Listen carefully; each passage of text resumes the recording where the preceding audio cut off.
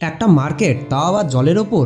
শুনতে কেমন আশ্চর্যকর লাগছে, তাই না? তা কলকাতায় এইরকমই একটা মার্কেট আছে যেটিকে বলা হয় ফ্লোটিং মার্কেট। তো সন্ধেবেলায় কি করব ভেবে না পেয়ে 4জন বন্ধু মিলে আমরা চললাম কলকাতার ফ্লোটিং মার্কেটে, যেটার আর এক নাম হচ্ছে পাটুলি। তা প্রথমে আমরা মেট্রো করে পাটুলি পৌঁছে গেলাম। সেখান থেকে নেমে কিছুটা পথ হাঁটতে হাঁটতেই আমরা দেখি পাটুলি চলে এসেছি। তারপর 4জন বন্ধু মিলে আমরা ক্যামেরা সব নিয়ে বেরিয়েছিলাম। তারপরেই আমরা ঢুকে পড়ছি কলকাতার ফ্লোটিং মার্কেটে। এখানে ঢুকেই আমরা দেখলাম সব নৌকোগুলো জলের ওপর আছে। এক একটা নৌকার ওপর দেখছি প্রত্যেকটা দোকানে বিভিন্ন রকম ফুড আইটেমস বিক্রি হচ্ছে।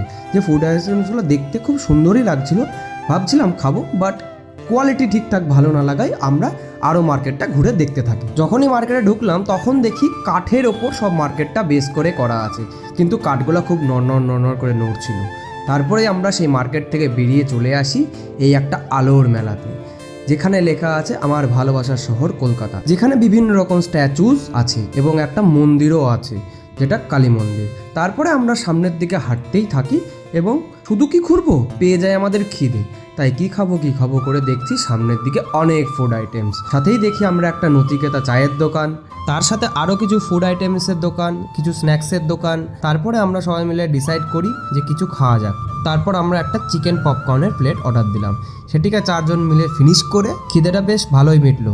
তারপর আমরা কিছু ছবি ক্লিক করলাম ইনস্টাগ্রামে পোস্ট করার মতো, এই যে আমার বন্ধু। তারপরে সবাই মিলে আস্তে আস্তে ছবি ক্লিক করা হয়ে গেলে বাড়ি চলে গেলাম।